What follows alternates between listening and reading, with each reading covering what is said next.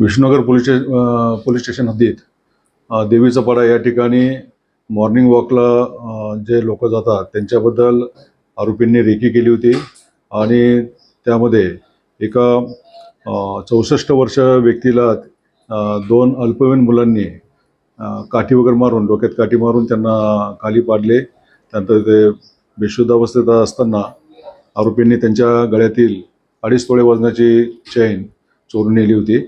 या प्रकरणामध्ये पोलिसांनी गुन्हा नोंद केला आणि एकूण 9 लोकांना ताब्यात घेतलेलं आहे. त्यापैकी 6 मुलं विधी संघर्षित बालकं आहेत.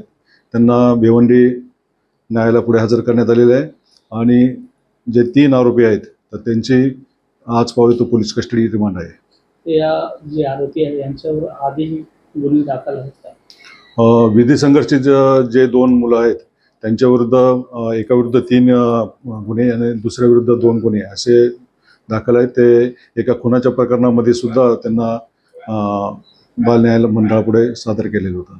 सर, यामध्ये अल्पवयीन मुले आहेत ते मास्टरमाइंड असल्याचे समोर आले आहे. बरोबर आहे. जे 2 सख्खे भाऊ याच्यामध्ये तर ते मास्टरमाइंड आहे. त्यांनी इतर त्यांचे सह आरोपित आणि विधी संघर्षित जे बालक आहे साथीदार त्यांची सोबत घेऊन त्यांनी हा प्लॅन रचला होता आणि रेकी करून हा गुन्हा केलेला आहे.